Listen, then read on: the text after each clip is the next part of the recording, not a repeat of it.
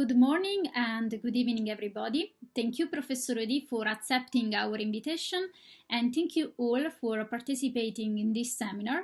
This is the third seminar of a cycle of seminars on philosophy and music organized by the University Roma Tre. Today, I have the great pleasure of introducing Dr. Jane Odi. Dr. Jane Odi is Professor and Dean Emerita in the Faculty of Education at the University of Lethbridge in Canada. She is an accomplished pianist who has worked as a professional musician in both Europe and North America. She holds an undergraduate degree in music from the National University of Ireland and a master's and PhD in philosophy of music aesthetics from the University of Alberta, Canada. She is the author of the book Virtue or Virtuosity, Explorations in the Ethics of Musical Performance, and she has also published articles in journals such as the Journal of Philosophy of Education, the British Journal of Aesthetics, and Educational Theory. She has taught courses in philosophy of music and aesthetics, and in 1995 she received the University of Lethbridge Distinguished Teaching Award. Today, Professor Odi talks about ethical challenges in musical performance, and she starts her talk mentioning an episode from her career. Professor Odi was a piano teacher in the past, so she has taught to many students, and in particular to a student. The name is Wilhelm. Wilhelm has studied piano for many years with Professor Odi, and of course, Professor Odi taught to him how to follow faithfully, precisely a musical score, so following dynamics, instructions, and musical rules. But many problems in connection not only with music but also ethics came out, and in particular a crucial question: how much creativity is allowed performers? So now Professor Odi replies to this fundamental question. Okay, thank you. Okay, grand. Okay. So talking of contentious debate, let's take a look at Stravinsky. Now, and note, whereas in performance tradition, interpretive creativity is justified on the aesthetic grounds of enhancing the beauty of the work, Stravinsky recasts the whole debate as a moral matter. So this is where ethics starts to appear. This ethics is demanded by due and unquestioning respect for composers. And in effect, Stravinsky by it seeks to banish interpretive creativity entirely from performance. Now, the seriousness of Stravinsky's intent to couch the issue in sternly moralistic terms is evidenced in the language and condemnatory tone of his statements. Now, if you look, and I find this quite amusing, if you look, you find sins, errors. Toscanini talks of sacred duties. All of these are very religious terms that speak of a kind of a all-powerful deity or something like this. In this case, the composer, whose intentions are who one must obey at all costs. And I'll confess my little treble clef over there on my PowerPoint reminded me a bit of a bishop's crozier, and I put it up there because in a way Stravinsky's statement reminds me of a lot of bishop statements I remember hearing as a young girl growing up in very Catholic Ireland. So anyway, there you go. So there is Stravinsky. So you've heard of cancel culture. If you think of Stravinsky, he's thinking of let's cancel interpretive creativity altogether.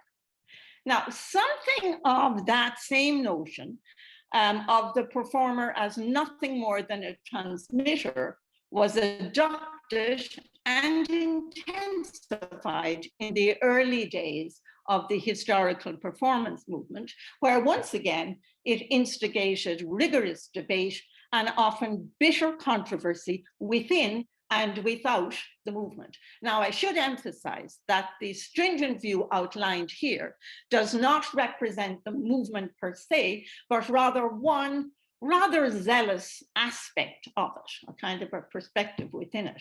Now, philosophically, of course, the whole debate about historical performance is a fascinating one.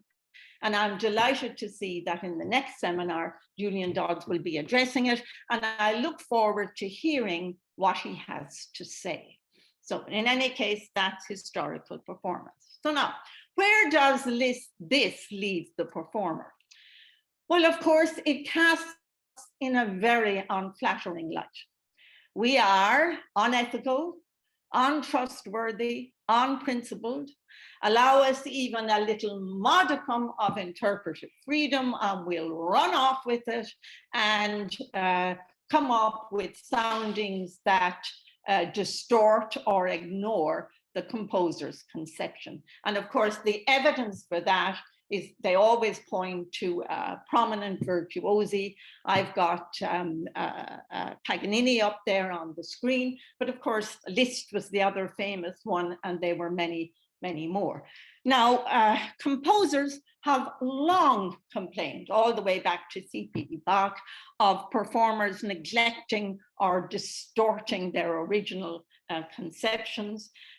Gluck opera reforms were introduced to try and stop singers, sopranos, Chiara, I believe, to try and stop them from introducing too much ornamentation into their arias, or for inserting long florid passages where they could fly up and down the scale and basically draw attention away from the work onto their own beautiful voices.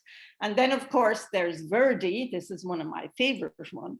Verdi apparently refused an invitation to the opera, saying that if he sat at home and read the score, he would hear a better performance. So there you are. So, but is cancelling interpretation the best way to address the issue of ethics in musical performance? I don't think so. I think musical interpretation is an immensely complicated matter that requires a different kind of ethics. And here we find Aristotle.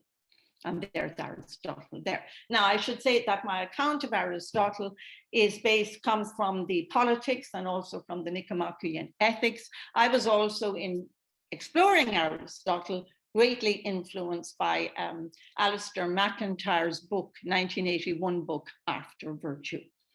Now, as you'll see, unsurprisingly, Aristotle tries to take a middle path, rooting everything in the notion of excellence. He, on the one hand, recognizes the importance of the rules and principles from the composer's score and performance practice, but gives central place to the wise judgment of the individual performer. The central ethical challenge in music, therefore, is, according to this view, is developing this judgment and combating temptations that undermine it. And that's what I'm going to be talking about for the rest of the webinar.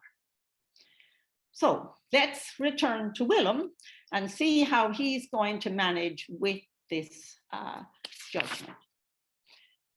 And here, of course, you have Franz Liszt, one of the most eminent virtuosi, in this case, reminding us all that at the end of the day, it's listening that is all important.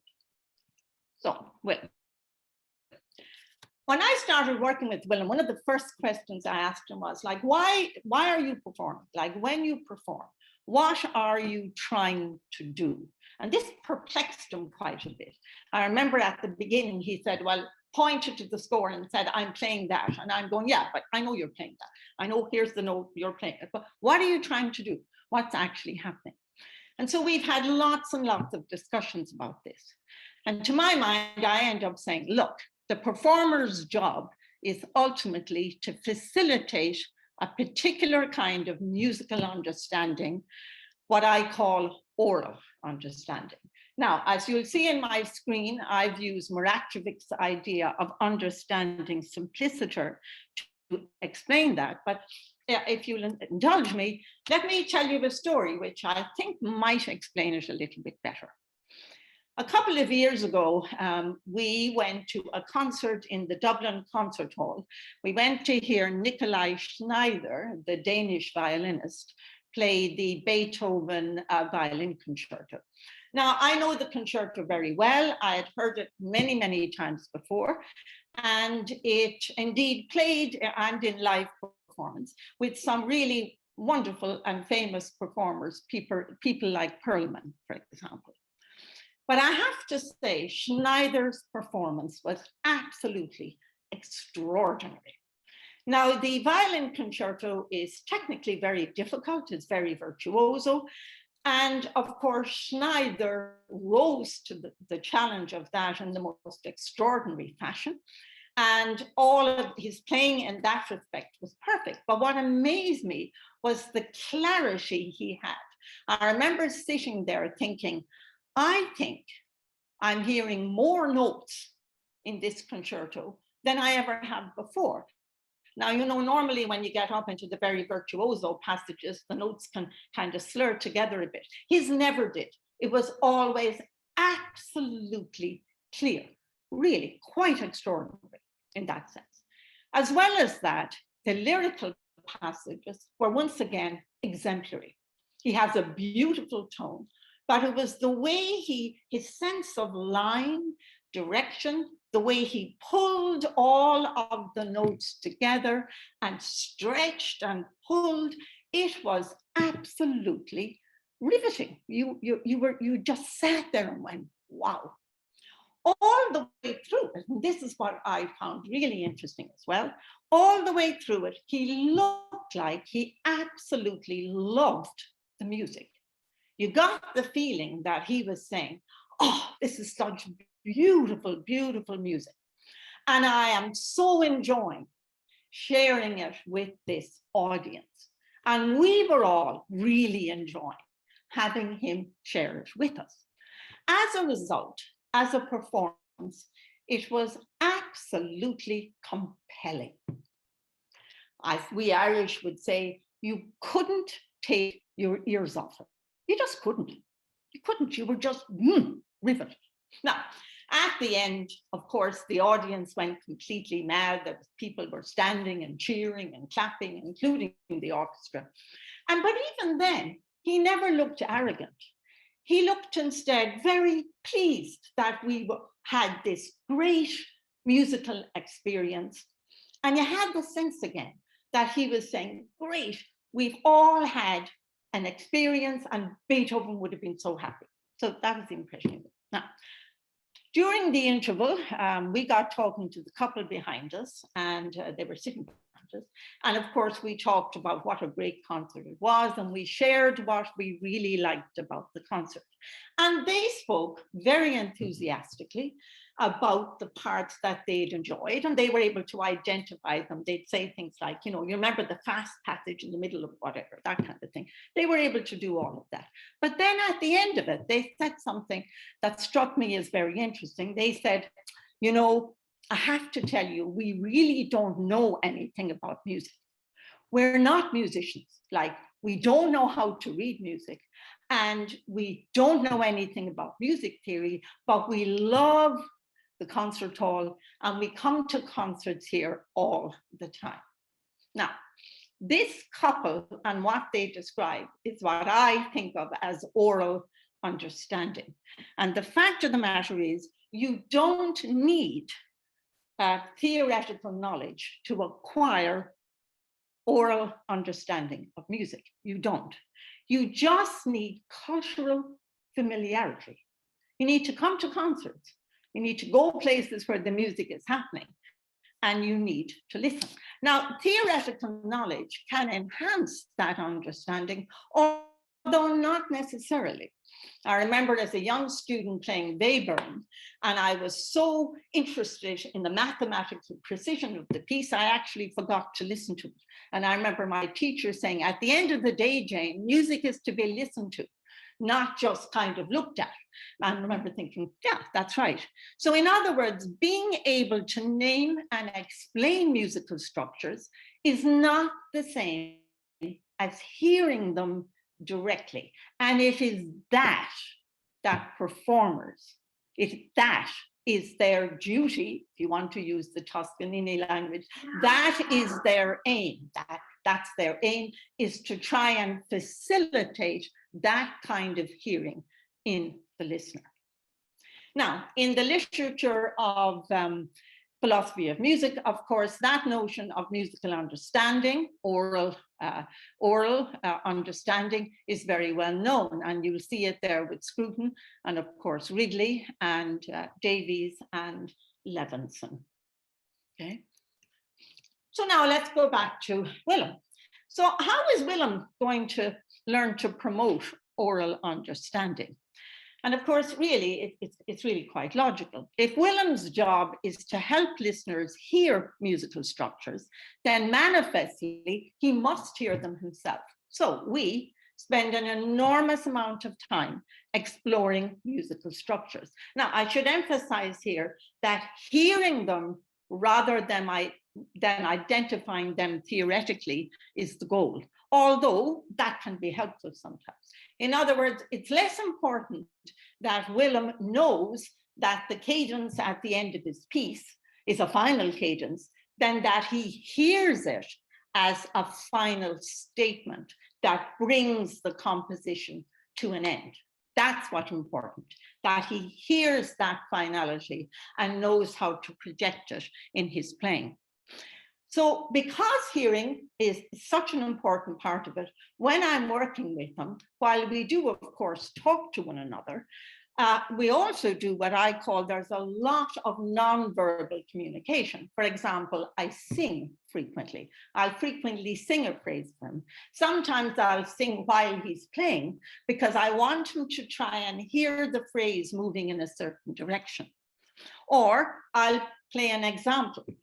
I'll say, what about this? And what do you think of this? And then he'll say, and then he'll try it. And then I'll say, okay, I get that. And then we'll play, we do a lot of playing like that.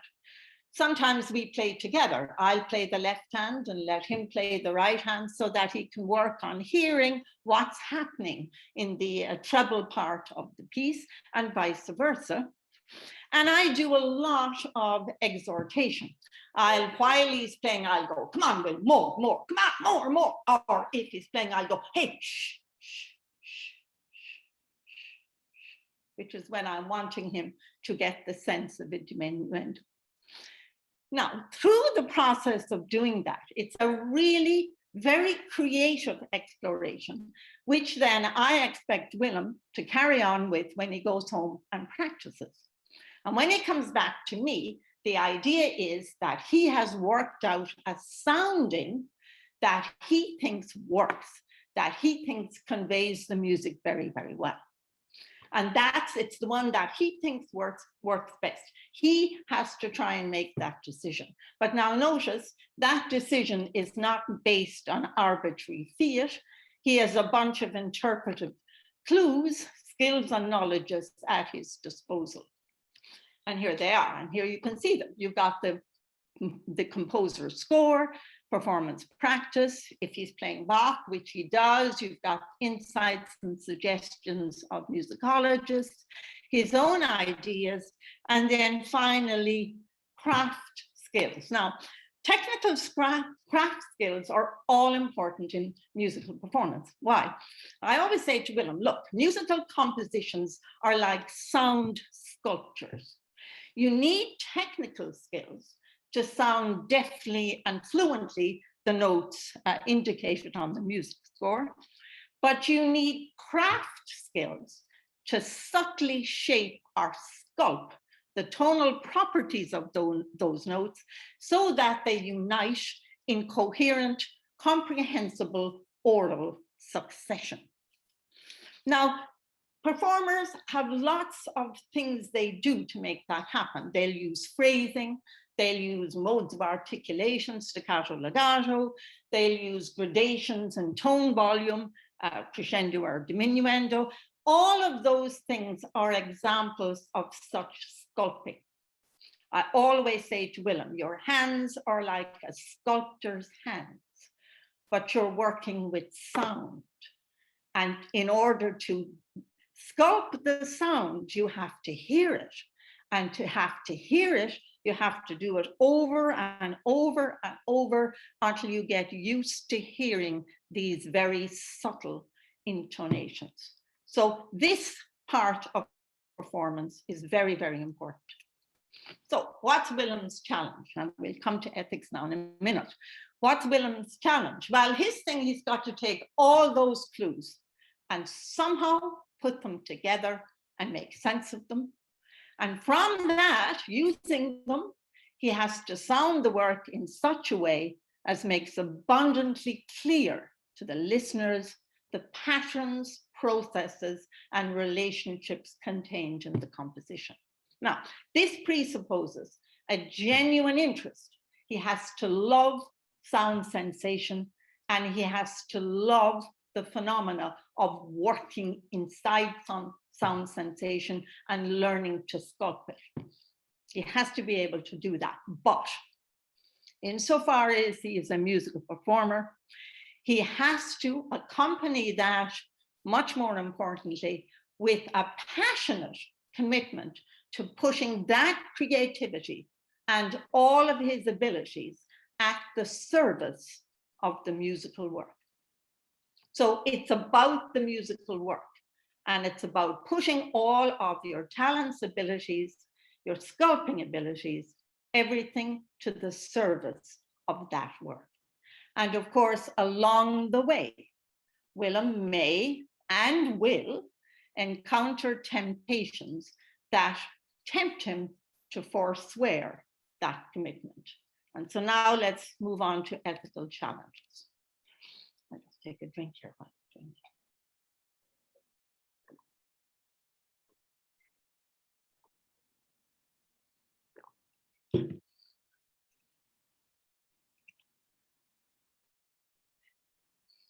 Willem is 15.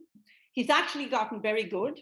He's worked very hard, and he has developed excellent technique such that he can play really, really quickly. He's quite the little virtuoso, and he likes being the little virtuoso. He's very good. He's very good, and he's worked very hard, and he's very proud of his abilities, and he should be, because he's worked really, really hard to get them. So he's really, and he's 15, and he's saying, I can really play, and he's very proud of himself. Now, of course, one of the lures is, because we all know how much audiences love technical brilliance and dazzling, speed and everything else, one of the lures is to actually inject that into your piano playing. And you might say, well, in a certain sense, is it wrong to make his technical skills, visible to the audience? And of course, the answer is, it depends. You have to make a distinction between musical works where the technical skills required to realize them is irrelevant to aesthetic appreciation, and works of virtuosity where the display of technical skill is meant to be evident. Now, an example would be a simple Mozart sonata versus a Chopin or Liszt etude. They're like two different works, both of them. Mozart's writing is at all times clear, simple, and transparent, which makes it, in fact, very difficult to play, because even the slightest flaw in your technique will stick out like a sore thumb. It in fact takes incredible precision and poise to play Mozart well, but rather like a ballerina on points. If you think of Princess Aurora and the Rosebud section in The Sleeping Beauty, rather like that ballerina on points, the skills, the effort needed to produce that poise are never meant to be displayed. Instead, they're supposed to lie dormant and tacit behind the finished product, giving the work an aura of artless simplicity. Now, injecting bravura showiness, inserting showy arpeggios, or playing the piece so fast that the music's elegant structures get lost, Mozart structures, manifestly will disturb or distort that sense, that artless simplicity. And in behaving thus, Willem basically is abrogating his ethical responsibilities as a performer to enhance the listener's ability to hear the structures of the musical composition. So basically, he has been unethical at that point. But not all works are like that. In works where technical difficulties and the skill needed to overcome them are in fact the very subject matter, this concert etudes or Chopin, then Willem need have no qualms in rendering apparent his technical prowess. But even here, there are caveats. Now, again, let me give you an example. At the moment, Willem is playing Chopin's Minute Waltz. It's his first very virtuosic piece, and he worked very hard on it, and he is delighted with his ability to play it. And he can play it very, very well, and he can play it very, very quickly. But how quickly should he play it? Now, if you look at the story, The Minute Waltz, it says that it should be played in a minute. The entire waltz should be played in a minute. But the fact of the matter is, if you do that, you can hardly hear the music. It goes by so fast that it goes in a flur, and all of the graceful contours of the waltz get lost. The fact of the matter is, in musical compositions, that even in our best loved compositions, technically difficult elements still serve a musical poetic purpose. And if Willem forgets that, for example, plays the Minute Waltz so fast that all the graceful contours of the waltz get lost, if he exaggerates those such that the musical poetic structures are neglected or missed, he is once again failing to live up to his ethical responsibilities as a musical interpreter. Let me just do this one here and let you read it.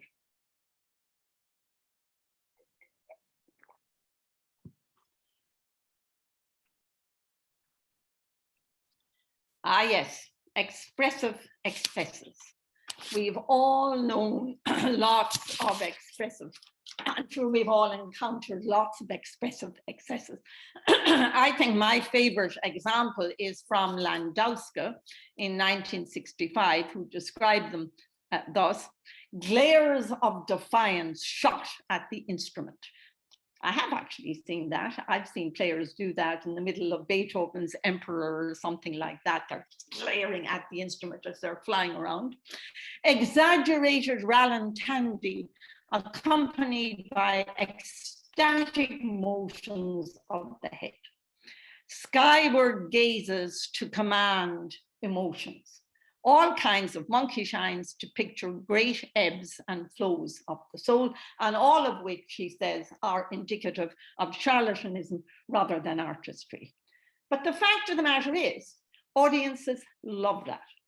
They really do. I have sat at concerts, and of course, as a music student, you know, you were always going to be the perfect performer eventually, so you were hypercritical of everything anybody did up on stage. I have sat at performances and thought, oh, for goodness sake, please, you know, you get these marvelous kind of movements like this. So we've all seen this. So does that mean that gestures, all such gestures, should be eradicated? Of course not. Even Stravinsky, the art critic of romantic excesses, was prepared to acknowledge that the sight of the gestures and movements of the various parts of the body producing the music is fundamentally necessary if the music is to be grasped in all its fullness. Gesture, facial expressions, and the like all play a very important role in promoting musical understanding, but only if they are evoked solely by the music. And that's the important thing. They have to be evoked solely by the music. If, in fact, Willem inserts them to the point where they distract attention away from the work's cardinal features, once again, Willem is being unethical. And the last lure. Now, this sadly is very, very common. It's very, very common. And in fact, it even happened a little to Willem. He was playing the minute waltz in a local competition. And if you know the minute waltz, Chopin has written at one part an inverted mordant, but in fact, it can also be played as a very elegant trill. And Willem and most performers play it as the elegant trill, and Willem was able to do both. He was playing both, but he was advised at one stage, you better do the mordant because it's written on the music, and the judges are going to have the music in front of them. And if you do something different to what's written on the music, you could lose marks. And therefore you mightn't do that well in the competition. Now, it was actually a good thing because it meant we were able to have a conversation about competitions and what was the point of them, and was the point of them to win, or was it to have the experience of playing in public, and hopefully, and you know, to get a critique back from a judge, which might be very useful. So it turned out to be a good thing. But many well-known performers actually admit to this. Peter Donoghue years ago, when he won the Leeds competition, openly confessed to suppressing his own interpretation. I believe he was playing Beethoven's Emperor, and did a much more safe, conventional one that he thought the judges would prefer. And of course, Glenn Gould, you know, as we'd say in Ireland, had a bit of a baby about this, and of course immediately charged competitions with discouraging originality and promoting instead a consensus of mediocrity. Now, to resist temptations like these, Willem has to learn to prize excellence in interpretation over the external benefits of fame, prestige, and monetary reward. His temptations. And if he's going to resist them, now remember, Stravinsky thinks he can't. Stravinsky thinks performers can't. They're just not able, okay? But if Willem is going to learn to prize excellence in interpretation, how is he going to be doing? How can this be accomplished? And now we're on to the final part of my webinar here. And I'm doing okay in time. Okay.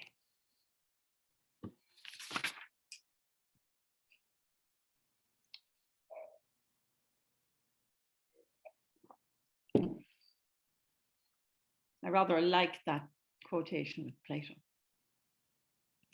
Okay, so how is Willem going to do this?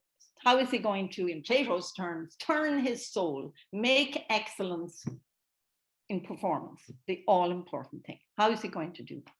Well, basically, it means, in addition to focusing on technical and craft skills and all of the expressive abilities and everything that go in musical performance, it basically suggests that in addition to developing those, Willem is going to have to learn certain appropriate character traits and dispositions, or what Aristotle called virtues. So now think of them as character traits and dispositions. So what are they? Courage. Very simple, courage. Because musical performance, as any of us know, especially live musical performance, is horrendously difficult. I have to tell you people, it's way easier to do this and talk to you than it would be to sit down and play piano for you. I mean, musical performance, live musical performance is horrendously difficult. And in fact, it was that which made Gould characterize the performer as a gladiator. When I told Willem this when he was 12, he was thrilled. He thought, wow, great, I'm a gladiator, I'm going out there. Why did Gould describe a performer as a gladiator? Well, he says he's an Atlas figure who carries on his shoulders all the arduous strains of live performance, the anxiety, the frustration. I messed up that passage again. The fear, oh no, here comes that very difficult passage, and I know I'm going to mess it up. The blood, the sweat, and sometimes tears. How many times have I come out of performances or lessons or whatever, and gone home and cried because it didn't go as well as it should have done. And of course, Gould's point is that these are the things, very often these things, nerves, anxiety, they actually don't allow you often to show the musical excellence of which they are in fact capable. It is so common for performers come off stage to say, I didn't do it, I didn't show them what I can do with this piece. Performing is very, very difficult, and it takes huge courage to engage in it, because the possibility of mishap is very, very real. It takes courage to go beyond convention and to come up with your own interpretation of a piece. Just as it takes courage to write a PhD dissertation, Chiara, and come up with something original that nobody has written. It takes courage, guts. Very, very hard to do. So one of the most important virtues in musical performance, obviously, is courage.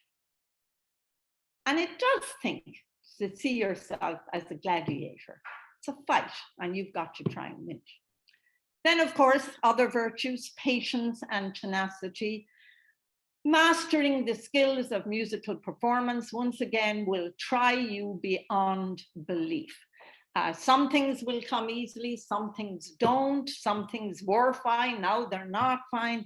It takes amazing patience and tenacity to attain mastery of the skills entailed in performance excellence. But if you don't have patience, and if you don't have tenacity, you will never achieve them.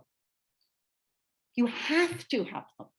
And so a very important part for teachers is to encourage students to develop that patience and tenacity. Humility. In order, if you're going to learn from the great interpretations of the past, then you have to acknowledge that you have something to learn. You have to acknowledge that, and you have to be prepared to listen to that.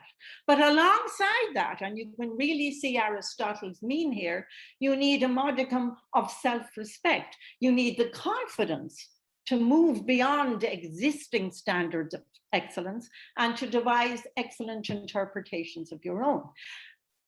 Good interpretation never copies an old interpretation. It tries to live up to the standards there, but it doesn't copy it. And that's an issue, actually, in today's world where we've got so many recordings available.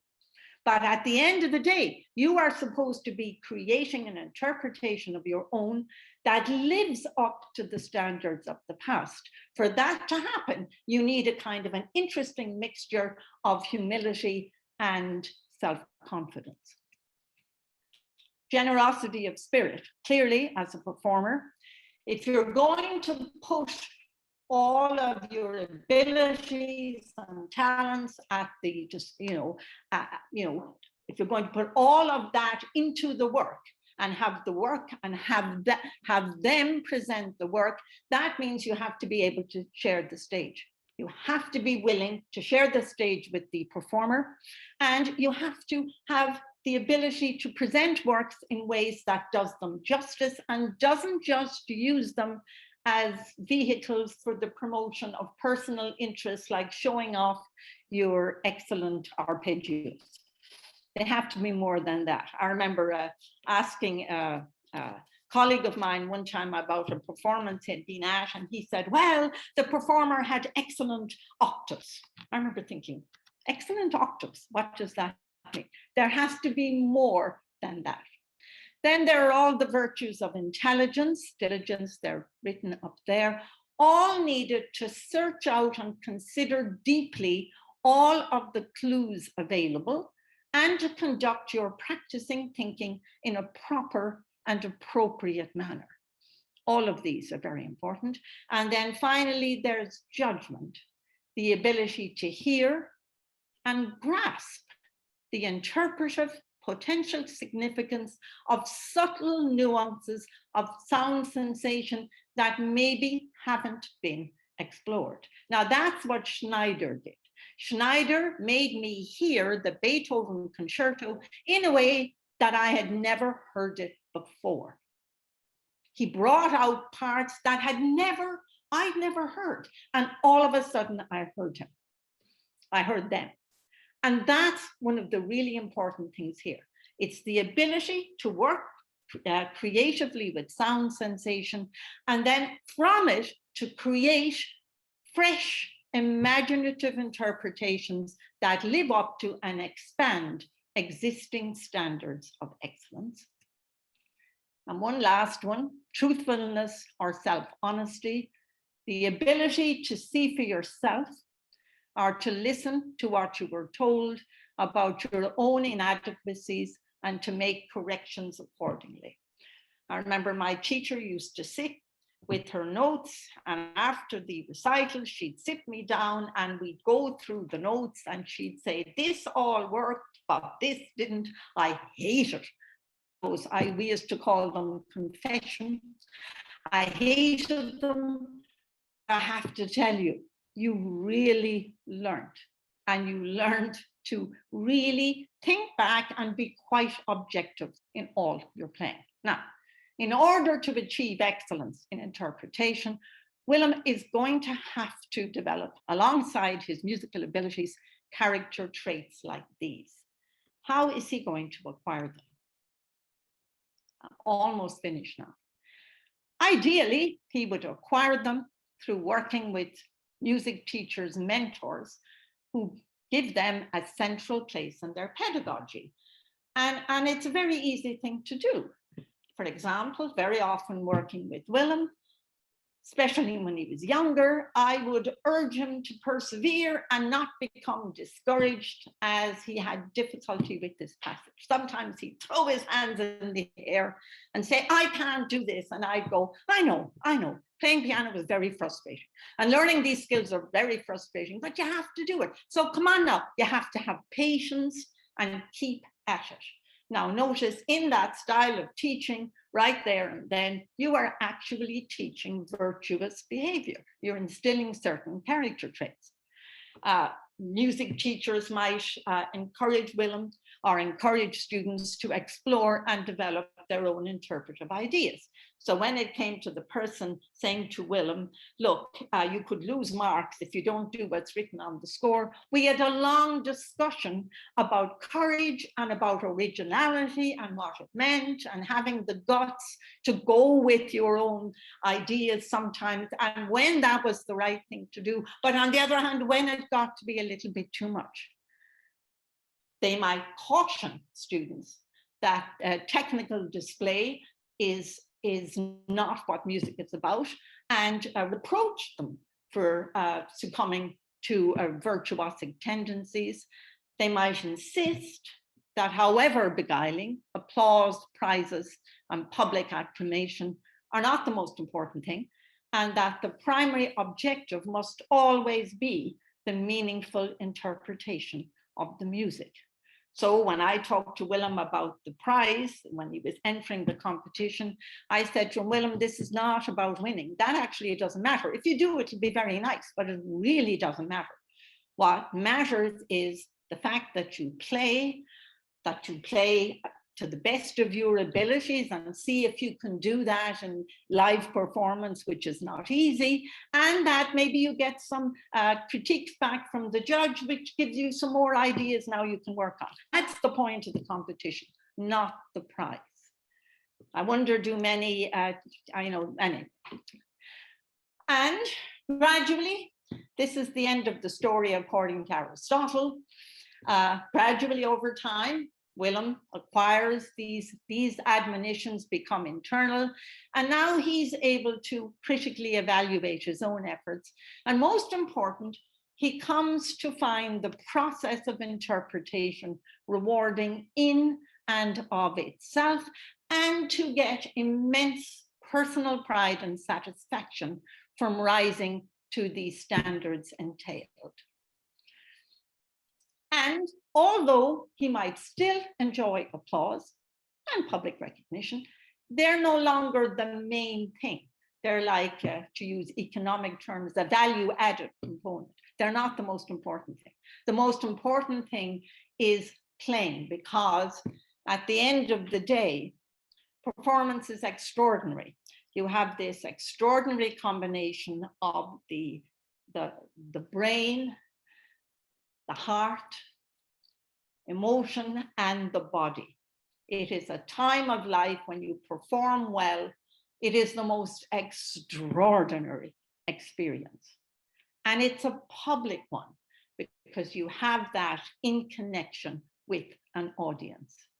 It is possible to find the most extraordinary satisfaction and an extraordinary sense of well-being from engaging in that experience. I certainly did, and that's why I kept doing it. For all of the times it went wrong, there were the times when everything went right, and I sat at the piano and I felt like it was an extension of my body.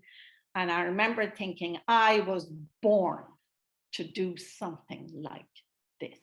There really is the most extraordinary feeling attached to that. And so Willem, because he loves this, it's like, I often think you become really quite addicted to the extraordinariness of this. And so the story, according to Aristotle, for the rest of your life, you strive to perform in a manner that measures up against the great interprets of the past, that doesn't copy them, but that extends them, that enriches them, that furthers the standards of excellence enshrined in performance tradition. At that point, Willem becomes an artist. And I'll leave you with a question, and that is, you'll see my question there on the stage. Thank you very much. Thank you very much.